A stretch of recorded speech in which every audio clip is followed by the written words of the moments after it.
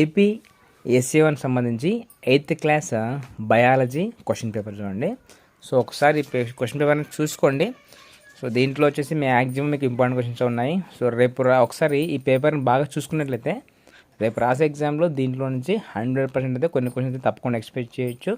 అలాగే మన ఛానల్ వచ్చేసి కొన్ని మోడల్ పేపర్ పెట్టడం జరిగింది. సో వాటిని ఒక ప్రాక్టీస్ పేపర్ లాగా తీసుకోండి, వాటిని రివైజ్ చేసుకొని ఎక్స్ట్రా క్వశ్చన్స్ కూడా చూసుకోండి. తప్పకుండా అయితే మీకు రేపు ఎగ్జామ్స్ అయితే ఖచ్చితంగా వస్తాయి. అండ్ ఇక్కడ చూస్తే కనుక సెక్షన్ 1లో చూస్తే కనుక మీకు 2 మార్క్స్ ఉన్నాయి చూడండి. సో ఎందుకంటే మనకు బయాలజీ పేపర్ ఉండేది 40 మార్క్స్కి, అంటే 30 మార్కులు క్వశ్చన్స్ ఉంటాయి, 10 మార్క్స్ బిట్స్ ఉంటాయి అనమాట. ఇక్కడ చూస్తే ఇవన్నీ కూడా very very very important questions అనమాట.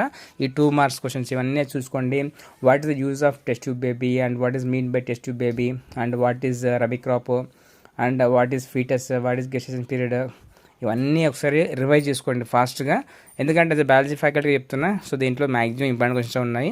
సో దాంతోపాటు ఇక్కడ ఆన్సర్స్ కూడా ఉన్నాయి చూడండి. క్వశ్చన్ ఆన్సర్ అంటే ఈ కలర్లో కనిపిస్తున్నాయి కదా, ఈ కలర్లో కనిపించే మొత్తం క్వశ్చన్స్ చూడండి, దాని కిందనే ఆన్సర్ కూడా ఉంది. ఒకసారి గమనించండి.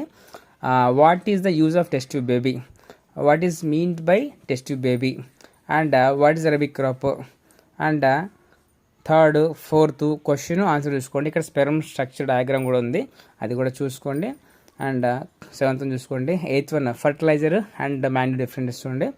And asexual mode of reproduction, budding గురించి ఇచ్చారు, బైనరీ ఫిజన్ గురించి ఇచ్చారు, ఇవన్నీ చూసుకోండి. బిట్స్ వచ్చేసి మీకు ఇచ్చారు ఆన్సర్స్, డైరెక్ట్ బిట్స్ అనమాట. యాక్చువల్ అంటే ఒకసారి జస్ట్ క్యాజువల్గా రివైజ్ చేసుకోండి. మీరు ఎంతవరకు ప్రిపరేషన్ చేశారు ఏంటో జస్ట్ క్యాజువల్గా చూసుకోండి. జస్ట్ దీన్ని ఒక రివిజన్ పర్పస్కి మాత్రమే పెట్టాను. ఒకసారి చూసుకున్నట్లయితే మీకు ఏమైనా ఉపయోగపడుతుంది రేపు. అలాగే మ్యాక్సిమం రేపు వచ్చే సిలబస్లో మనకు 3 లెసన్స్ అండి మొత్తం. ఒకటి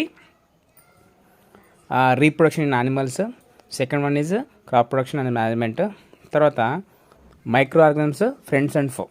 ఈ 3 లెసన్లోంచి మీకు మ్యాక్సిమం ఏంటి వస్తాయంటే difference between fertiliser and manure కానీ, లేకపోతే యాంటీబయాటిక్స్ వ్యాక్సిన్ డిఫరెన్సెస్ కానీ, తర్వాత ఇరిగేషన్ మెథడ్స్ కానీ, తర్వాత అగ్రికల్చర్ ప్రాక్టీస్ మెథడ్స్ కానీ, తర్వాత డయాగ్రామ్స్ 3 ఉన్నాయి మనకు మేజర్గా. ఒకటి అమీబా అండ్ పారామీషియం, తర్వాత హో డయాగ్రాము, ప్లౌటూల్ డయాగ్రాము, ఇవి బాగా చూసుకోండి. సో మ్యాక్సిమం వీటిలోంచే వస్తాయి మీకు. అండ్ అలాగే బిట్స్ మీకు వర్క్ బుక్లో చివరిలో ఉంటాయి, టెక్స్చువల్ బిట్స్, అవి కూడా చూసుకోండి. అండ్ 1 మార్క్ అయితే మ్యాక్సిమం చూసుకోండి, అందులోంచి వస్తాయి మీకు వర్క్ బుక్లో నుంచి. తర్వాత మేజర్గా వచ్చేసి ఫర్టిలైజరు, మాన్యూరు, ఇరిగేషన్ మెథడ్స్ చూసుకోండి. తర్వాత అగ్రికల్చర్ ప్రాక్టీస్ మెథడ్స్ చూసుకోండి. రీప్రొడక్షన్ వచ్చేసి different between sexual and asexual reproduction and asexual modes, budding, fragmentation, IVF గురించి.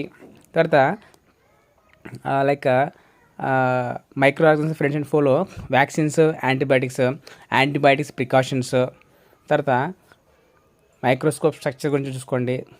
జస్ట్ ఒక ఐడియా పెట్టుకోండి. సో దాని మీద ఏమైనా ఒక బిట్ రావచ్చు.